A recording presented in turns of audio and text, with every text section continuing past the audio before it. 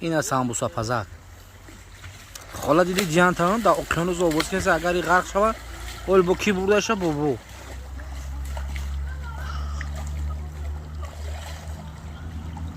سامبوساپازک نگاه کنی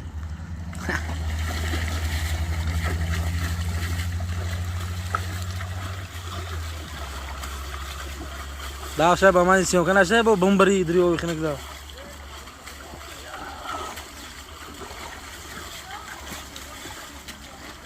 شرف مرغ بپر آخی بو بپر